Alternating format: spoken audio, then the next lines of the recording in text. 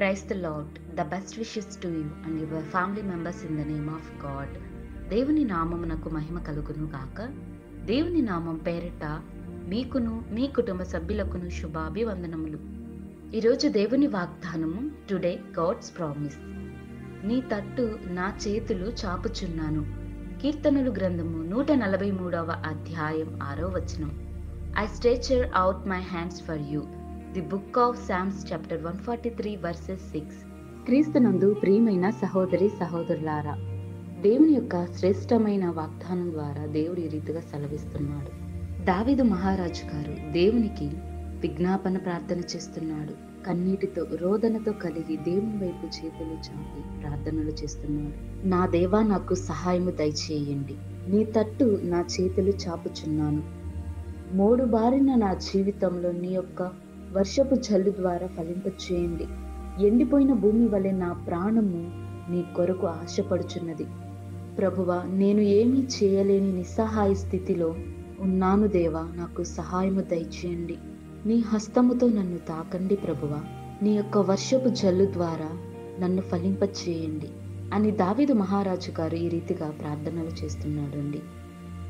కాబట్టి ప్రియ సహోదరి సహోదరులారా, దావీదు మహారాజు గారికి ఎదురైనటువంటి పరిస్థితులను బట్టి దేవునికి ప్రార్థించాడు. మరి ఆ రీతిగా నీ జీవితంలో నీకేమైనటువంటి ఇరుకులు, ఇబ్బందులు, ఏమీ చేయలేని నిస్సహాయ స్థితిలో నీవు ఉన్నావేమో, నీ జీవితంలో నీవు భయంకరమైన పరిస్థితుల్లో నీవు ఉన్నావేమో, ఏమీ చేయలేని నిస్సహాయ స్థితిలో ఎండిపోయిన భూమి వలె నీవు ఉన్నావేమో, నాకు ఎవరు ఏ సహాయం చేయటం లేదని నీవు కృంగిపోతున్నావా? అయితే దేవుని వాక్యం విను. నీవు పూర్ణ హృదయముతో యథార్థంగా దేవునికి ప్రార్థించినట్లయితే దేవుడు నిన్ను ఫలింపు మొక్క వలె నిన్ను తీర్చిదిద్దుతాడు. ఆయన నిన్ను ఆశీర్వదిస్తాడు.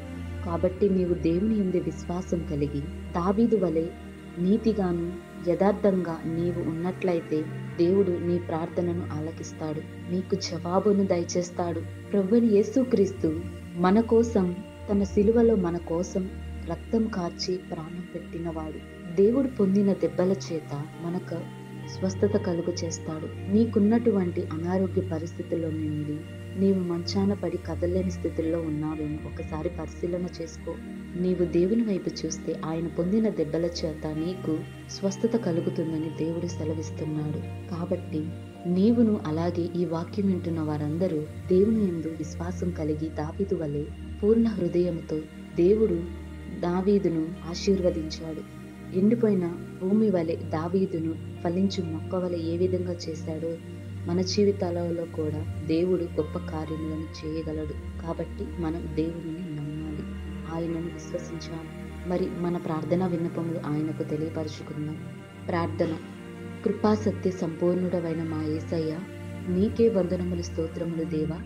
ఈరోజు ఈ శ్రేష్టమైన రోజున మాకు ఈ రోజు వాగ్దానం దయచేసిన విధానాన్ని బట్టి నీకు స్తోత్రాలు దేవా. మా జీవితాలలో నీ వెలుగును ప్రకాశింపచేయండి.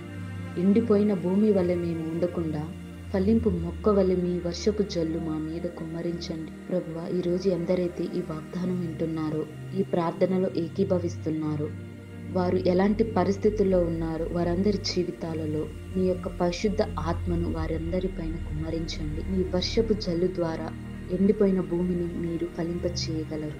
కాబట్టి యేసయ్య, మీరు సహాయం దయచేయండి. మా జీవితాలలో ఆశ్చర్యకరమైన మేలులను నీ యొక్క శ్రేష్టమైన వాగ్దానం ద్వారా మా జీవితాలలో ఫలింప చేయమని యేసు నామమున ప్రార్థిస్తున్నాం తండ్రి. ఆమేన్.